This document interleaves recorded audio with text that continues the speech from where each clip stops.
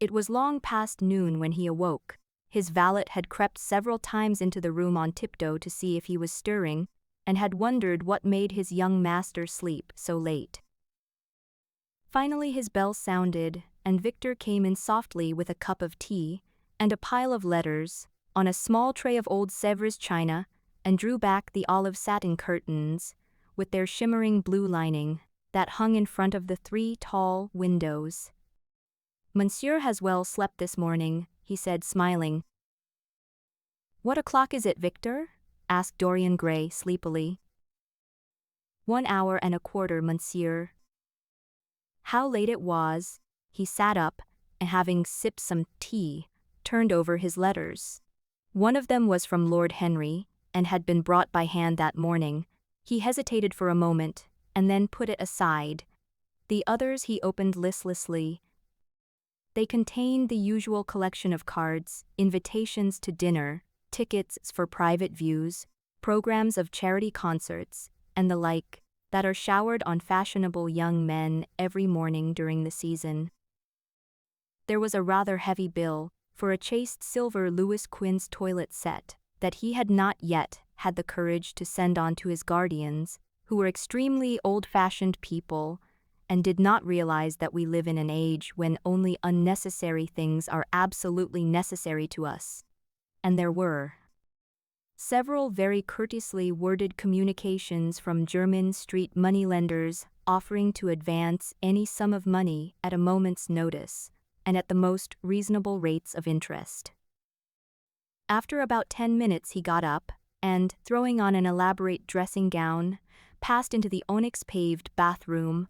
The cool water refreshed him after his long sleep. He seemed to have forgotten all that he had gone through.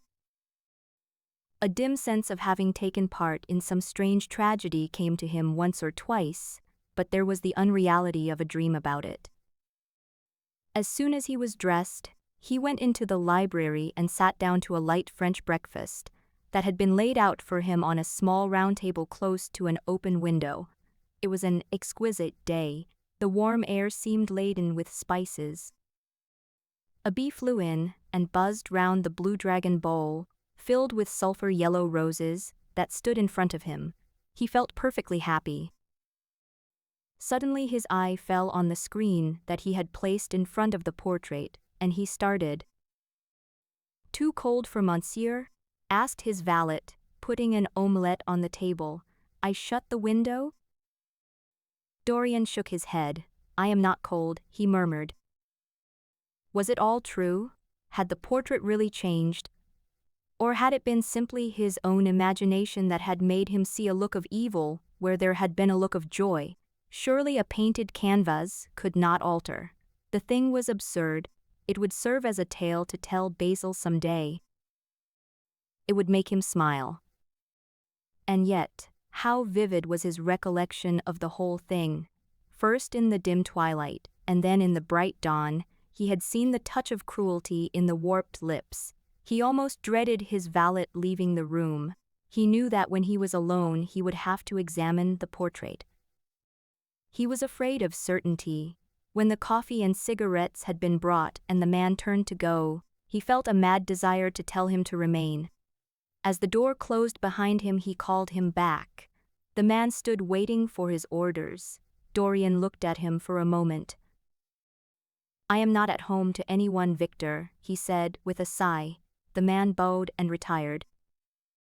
He rose from the table, lit a cigarette, and flung himself down on a luxuriously cushioned couch that stood facing the screen.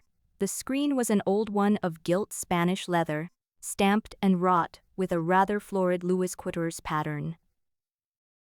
He scanned it curiously, wondering if it had ever before concealed the secret of a man's life. Should he move it aside after all? Why not let it stay there? What was the use of knowing? If the thing was true, it was terrible. If it was not true, why trouble about it? But what if, by some fate or deadlier chance, other eyes than his spied behind, and saw the horrible change? What should he do if Basil Hallward came in and asked to look at his own picture? He would be sure to do that. No. The thing had to be examined, and at once. Anything would be better than this dreadful state of doubt. He got up and locked both doors. At least he would be alone when he looked upon the mask of his shame. Then he drew the screen aside and saw himself face to face. It was perfectly true. The portrait had altered. As he often remembered afterwards, and always with no small wonder, he found himself at first gazing at the portrait with a feeling of almost scientific interest. That such a change should have taken place was incredible to him, and yet it was a fact. Was there some subtle affinity between the chemical atoms that shaped themselves into form and color on the canvas, and the soul that was within him? Could it be that what that soul thought, they realized? That what it dreamed, they made true? Or was there some other, more terrible reason? He shuddered and felt afraid, and going back to the couch lay there, gazing at the picture in sickened horror. One thing, however, he felt that it had done for him. It had made him conscious how unjust, how cruel he had been to Sybil Vane. It was not too late to make reparation for that. She could still be his wife. His unreal and selfish love would yield to some higher influence, would be transformed into some nobler passion, and the portrait that Basil Hallward had painted of him would be a guide to him through life, would be to him what holiness was to some, and conscience to others, and the fear of God to us all. There were opiates for remorse, drugs that could lull the moral sense to sleep. But here was a visible symbol of the degradation of sin. Here was an ever-present sign of the ruin men brought upon their souls. 3 o'clock struck, and 4, and 4:30, but he did not stir.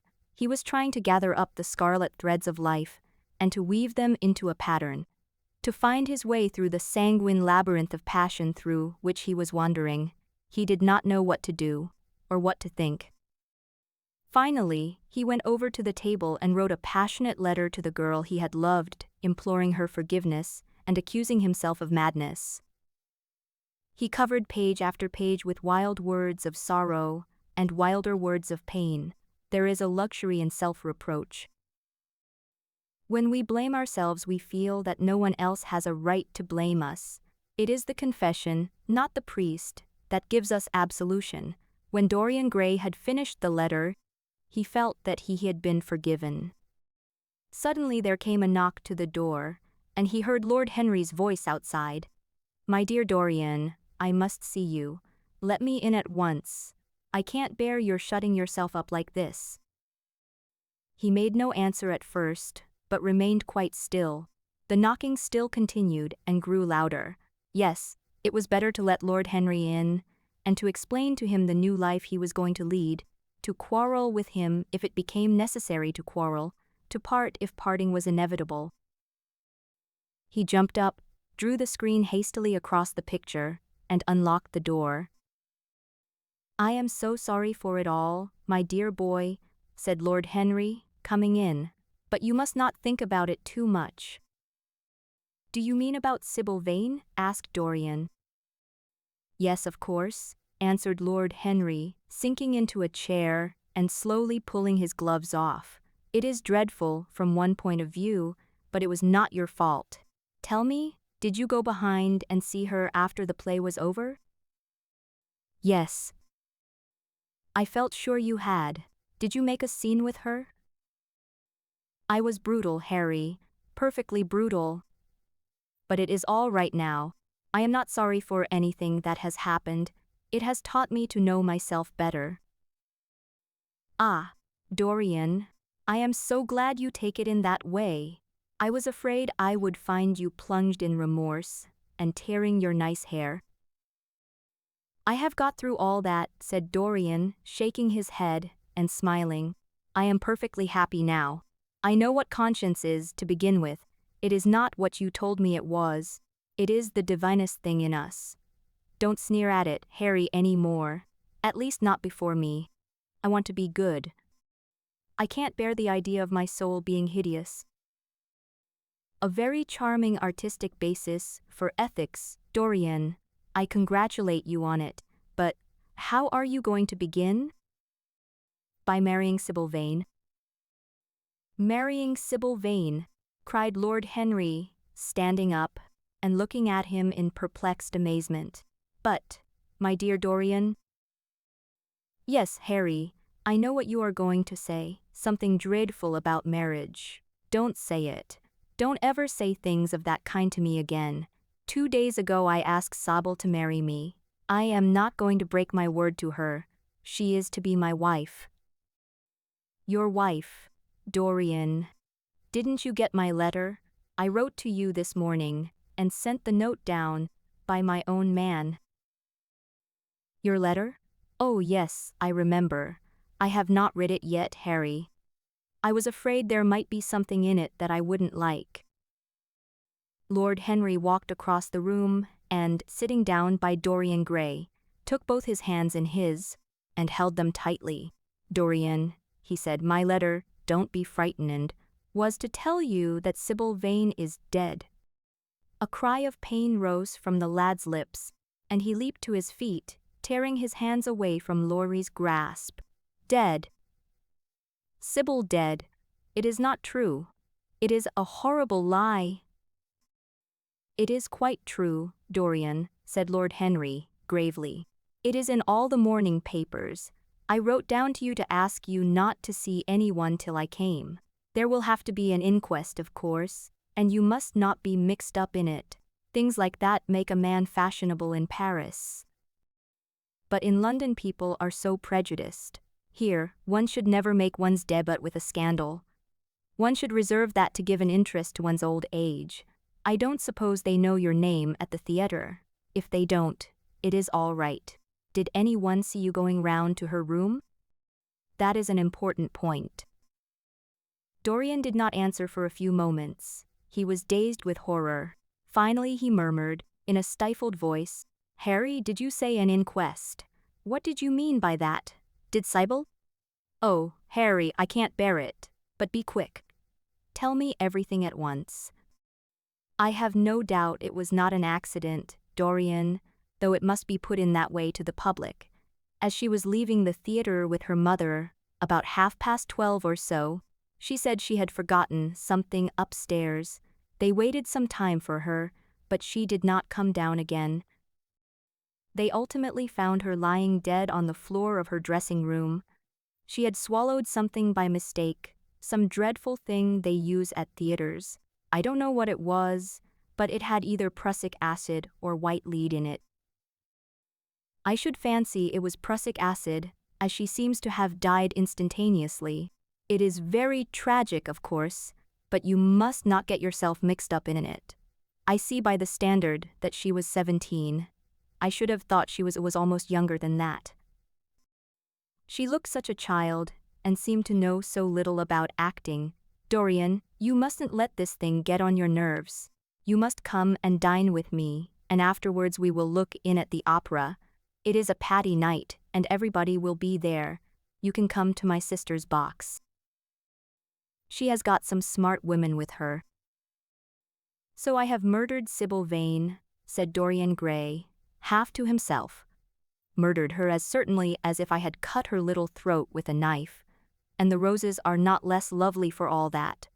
The birds sing just as happily in my garden. And tonight I am to dine with you, and then go on to the opera, and sup somewhere, I suppose, afterwards. How extraordinarily dramatic life is. If I had read all this in a book, Harry, I think I would have wept over it. Somehow, now that it has happened actually, and to me it seems far too wonderful for tears, here is the first passionate love letter I have ever written in my life. Strange that my first passionate love letter should have been addressed to a dead girl. Can they feel, I wonder, those white silent people we call the dead? Sybil. Can she feel, or know, or listen? Oh, Harry, how I loved her once! It seems years ago to me now. She was everything to me. Then came that dreadful night. Was it really only last night? When she played so badly, and my heart almost broke, she explained it all to me. It was terribly pathetic. But I was not moved a bit. I thought her shallow. Then something happened that made me afraid. I can't tell you what it was, but it was awful. I said I would go back to her. I felt I had done wrong. And now she is dead. My God. My God. Harry, what shall I do? You don't know the danger I am in, and there is nothing to keep me straight. She would have done that for me. She had no right to kill herself. It was selfish of her. My dear Dorian, the only way a woman can ever reform a man is by boring him so completely that he loses all possible interest in life. If you had married this girl, you would have been wretched. Of course, you would have treated her kindly. One can always be kind to people about whom one cares nothing, but she would have soon found out that you were absolutely indifferent to her. And when a woman finds that out about her husband, she either becomes dreadfully dowdy, or wears very smart bonnets that some other woman's husband has to pay for. I say nothing about the social mistake, but I assure you that in any case the whole thing would have been an absolute failure. I suppose it would, muttered the lad, walking up and down the room and looking horribly pale, but I thought it was my duty. It is not my fault that this terrible tragedy has prevented my doing what was right. I remember your saying once that there is a fatality about good resolutions, that they are always made too late. Mine certainly were. Good resolutions are simply a useless attempt to interfere with scientific laws. Their origin is pure vanity. Their result is absolutely nil. They give us, now and then, some of those luxurious sterile emotions that have a certain charm for us. That is all that can be said for them. Harry, cried Dorian Gray, coming over and sitting down beside him, why is it that I cannot feel this tragedy as much as I want to? I don't think I am heartless. Do you? You have done too many foolish things in your life to be entitled to give yourself that name, Dorian, answered Lord Henry, with his sweet, melancholy smile. The lad frowned. I don't like that explanation, Harry, he rejoined, but I am glad you don't think I am heartless. I am nothing of the kind. I know I am not. And yet I must admit that this thing that has happened does not affect me as it should. It seems to me to be simply like a wonderful ending to a wonderful play. It has all the terrible beauty of a great tragedy, a tragedy in which I took part, but by which I have not been wounded. It is an interesting question, said Lord Henry, who found an exquisite pleasure in playing on the lad's unconscious egotism. An extremely interesting question. I fancy that the explanation is this. It often happens that the real tragedies of life occur in such an inartistic manner that they hurt us by their crude violence, their absolute incoherence, their absurd want of meaning, their entire lack of style. They affect us just as vulgarity affects us. They give us an impression of sheer brute force, and we revolt against that. Sometimes, however, a tragedy that has artistic elements of beauty crosses our lives. If these elements of beauty are real, the whole thing simply appeals to our sense of dramatic effect. Suddenly we find that we are no longer the actors, but the spectators of play, or rather we are both. We watch ourselves, and the mere wonder of the spectacle enthralls us. In the present case, what is it that has really happened? Someone has killed herself for love of you. I wish I had ever had such an experience. It would have made me in love with love for the rest of my life. The people who have adored me, there have not been very many, but there have been some, have always insisted on living on, long after I had ceased to care for them, or they to care for me. They have become stout and tedious, and when I meet them they go in at once for reminiscences. Awful memory of woman. What a fearful thing it is. And what an utter intellectual stagnation it reveals. One should absorb the color of life, but one should never remember its details. Details are always vulgar. Of course now, and then things linger. I once wore nothing but violets all through one season, as mourning for a romance that would not die. Ultimately, however, it did die. I forget what killed it. I think it was her proposing to sacrifice the whole world for me. that is always a dreadful moment. It fills one with the terror of eternity. Well, would you believe it? A week ago, at Lady Hampshire's, I found myself seated at dinner next the lady in question, and she insisted on going over the whole thing again, and digging up the past, and raking up the future. I had buried my romance in a bed of poppies.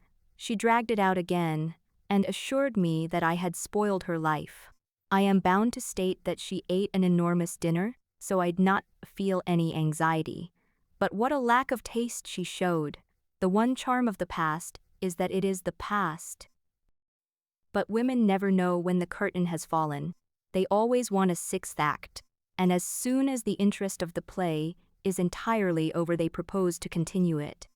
If they were allowed to have their way, every comedy would have a tragic ending, and every tragedy would culminate in a farce. They are charmingly artificial, but they have no sense of art. You are more fortunate than I am. I assure you, Dorian, that not one of the women I have known would have done for me what Sybil Vane did for you. Ordinary women always console themselves. Some of them do it by going in for sentimental colors. Never trust a woman who wears mauve, whatever her age may be, or a woman over 35 who is fond of pink ribbons. It always means that they have a history. Others find a great consolation in suddenly discovering the good qualities of their husbands. They flaunt their conjugal felicity in one's face, as if it was the most fascinating of sins. Religion consoles some. Its mysteries have all the charm of a flirtation, a woman once told me, and I can quite understand it. Besides, nothing makes one so vain as being told that one is a sinner. There is really no end to the consolations that women find in modern life. Indeed, I have not mentioned the most important one of all. "What is that, Harry?" said Dorian Gray listlessly. "Oh, the obvious one. Taking someone else's admirer when one loses one's own. In good society that always whitewashes a woman. But really, Dorian, how different Sybil Vane must have been from all the women one meets. There is something to me quite beautiful about her death. I am glad I am living in a century when such wonders happen. They make one believe in the reality of the things that shallow, fashionable people play with, such as romance, passion, and love. I was terribly cruel to her, you forget that. I believe that women appreciate cruelty more than anything else. They have wonderfully primitive instincts. We have emancipated them, but they remain slaves looking for their masters. All the same, they love being dominated. I am sure you were splendid. I have never seen you angry, but I can fancy how delightful you looked. And after all, you said something to me the day before yesterday that seemed to me at the time to be merely fanciful, but that I see now was absolutely true, and it explains everything." "What was that, Harry?" "You said to me that Sybil Vane represented to you all the heroines of romance, that she was Desdemona one night, and Ophelia the other, that if she died as Juliet, she came to life as Imogen."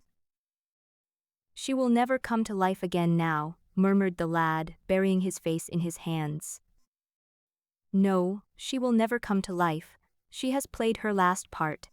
But you must think of that lonely death in the tawdry dressing-room simply as a strange lurid fragment from some Jacobean tragedy, as a wonderful scene from Webster, or Ford, or Cyril Tourneur.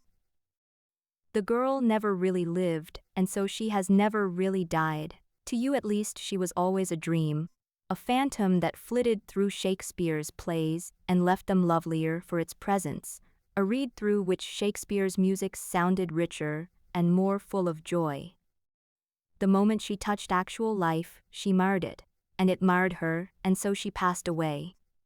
Mourn for Ophelia if you like. Put ashes on your head because Cordelia was strangled. Cry out against heaven because the daughter of Brabantio died, but don't waste your tears over Sybil Vane. She was less real than they are." There was a silence. The evening darkened in the room. Noiselessly, and with silver feet, the shadows crept in from the garden. The colors faded wearily out of things. After some time, Dorian Gray looked up. "You have explained me to myself, Harry," he murmured, with something of a sigh of relief. "I felt all that you have said, but somehow I was afraid of it, and I could not express it to myself.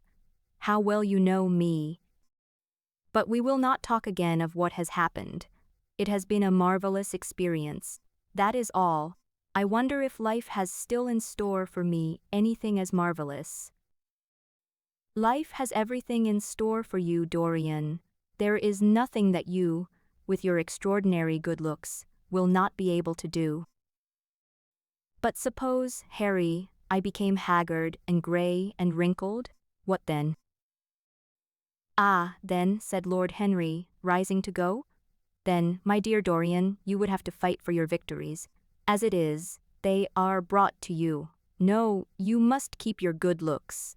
We live in an age that reads too much to be wise, and that thinks too much to be beautiful. We cannot spare you. And now you had better dress, and drive down to the club. We are rather late, as it is." "I think I shall join you at the opera, Harry. I feel too tired to eat anything. What is the number of your sister's box?" 27, I believe. It is on the grand tier. You will see her name on the door, but I am sorry you won't come and dine." "I don't feel up to it," said Dorian wearily, "but I am awfully obliged to you for all that you have said to me. You are certainly my best friend. No one has ever understood me as you have." "We are only at the beginning of our friendship, Dorian," answered Lord Henry, shaking him by the hand. "Goodbye. I shall see you before 9:30, I hope. Remember, Patty is singing." As he closed the door behind him, Dorian Gray touched the bell, and in a few minutes Victor appeared with the lamps and drew the blinds down. He waited impatiently for him to go. The man seemed to take an interminable time about everything. As soon as he had left, he rushed to the screen and drew it back. No, there was no further change in the picture. It had received the news of Sybil Vane's death before he had known of it himself. It was conscious of the events of life as they occurred. The vicious cruelty that marred the fine lines of the mouth had, no doubt, appeared at the very moment that the girl had drunk the poison, whatever it was, or was it indifferent to results? Did it merely take cognizance of what passed within the soul? He wondered, and hoped that some day he would see the change taking place before his very eyes, shuddering as he hoped it. Poor Sybil! What a romance it had all been. She had often mimicked death on the stage, and at last death himself had touched her, and brought her with him. How had she played that dreadful scene? Had she cursed him as she died? No, she had died for love of him, and love would always be a sacrament to him now. She had atoned for everything, by the sacrifice she had made of her life. He would not think any more of what she had made him go through, that horrible night at the theater. When he thought of her, it would be as a wonderful tragic figure to show love had been a great reality. A wonderful tragic figure. Tears came to his eyes as he remembered her childlike look and winsome fanciful ways and shy tremulous grace. He wiped them away hastily and looked again at the picture. He felt that the time had really come for making his choice, or had his choice already been made? Yes, life had decided that for him, life and his own infinite curiosity about life. Eternal youth, infinite passion, pleasures subtle and secret, wild joys and wilder sins, he was to have all these things. The portrait was to bear the burden of his shame, that was all. A feeling of pain came over him as he thought of the desecration that was in store for the fair face on the canvas. Once, in boyish mockery of Narcissus, he had kissed, or feigned to kiss, those painted lips that now smiled so cruelly at him. Morning after morning he had sat before the portrait wondering at its beauty, almost enamored of it, as it seemed to him at times. Was it to alter now with every mood to which he yielded? Was it to become a hideous and loathsome thing, to be hidden away in a locked room, to be shut out from the sunlight that had so often touched to brighter gold the waving wonder of the hair. The pity of it! The pity of it! For a moment he thought of praying that the horrible sympathy that existed between him and the picture might cease. It had changed in answer to a prayer. Perhaps in answer to a prayer it might remain unchanged. And yet, who that knew anything about life would surrender the chance of remaining always young, however fantastic that chance might be, or with what fateful consequences it might be fraught? Besides, was it really under his control? Had it indeed been prayer that had produced the substitution? Might there not be some curious scientific reason for it all? If thought could exercise its influence upon a living organism, might not thought exercise an influence upon dead and inorganic things? Nay, without thought or conscious desire, might not things external to ourselves vibrate in unison with our moods and passions, atom calling to atom, in secret love or strange affinity? But the reason was of no importance. He would never again tempt by a prayer any terrible power. If the picture was to alter, it was to alter, that was all. Why inquire too closely into it? For there would be a real pleasure in watching it. He would be able to follow his mind into its secret places. This portrait would be to him the most magical of mirrors. As it had revealed to him his own body, so it would reveal to him his own soul. And when winter came upon it, he would still be standing where spring trembles on the verge of summer. When the blood crept from its face, and left behind a pallid mask of chalk with leaden eyes, he would keep the glamour of boyhood. Not one blossom of his loveliness would ever fade. Not one pulse of his life would ever weaken. Like the gods of the Greeks, he would be strong and fleet and joyous. What did it matter what happened to the colored image on the canvas? He would be safe. That was everything.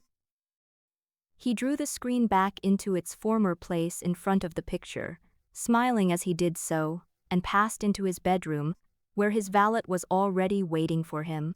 An hour later he was at the opera, and Lord Henry was leaning over his chair.